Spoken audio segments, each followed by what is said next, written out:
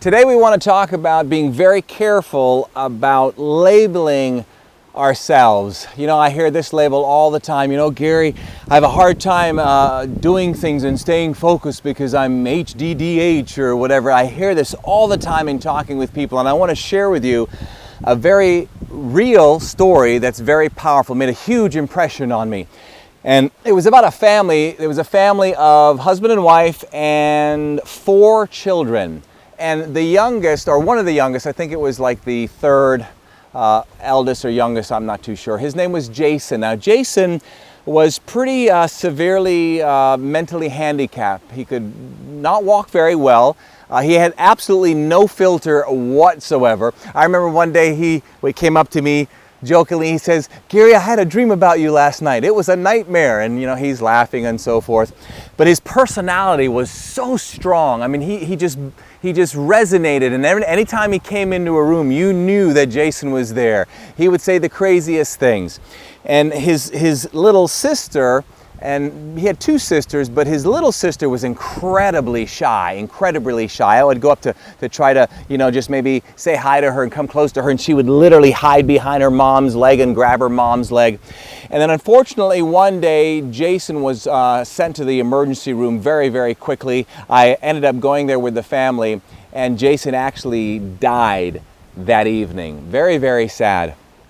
And I became close to the family for some time after that. And then I was no longer around the family for some time, and then years later I saw the family again. And this little girl that was so shy was no longer shy. I mean, it was a total 180. But what actually happened? What actually happened was, unfortunately, because Jason was no longer around, she was able to now flourish because Jason's personality was so strong that even mommy said, "Well, little Sarah is just really shy."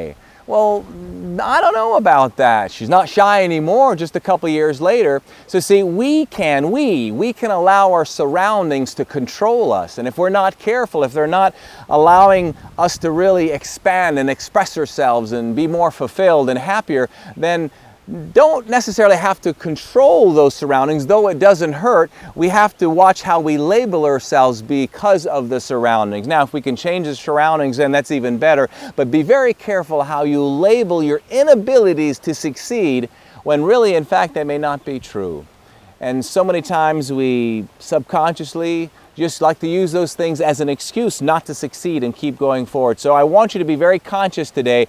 Are there things that you're using today or that you've used in the past? Now, let me tell you, I personally, if I was diagnosed and went to a doctor, which I never have, on why am I so hyper, he would say, "Oh, you definitely got the HDHD or whatever you call it." I know they would diagnose me at that. But you see, because I know that, all right, and I know that I'm always on the go and so forth, I have created patterns and routines that force me to focus.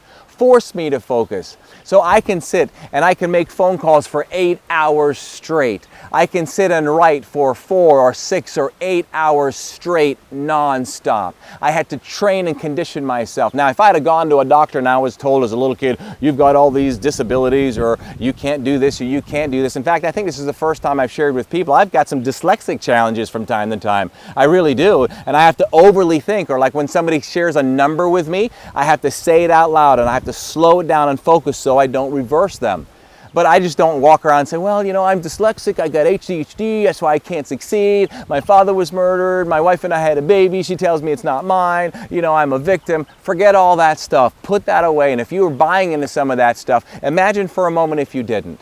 Where would you be? What could you do? How would you take more action toward your goals? Is it worth it to buy into stupid labels like this? I don't care if a doctor told you you're this or that or this. If you chose not to listen to it, how could you perform and do things differently or better?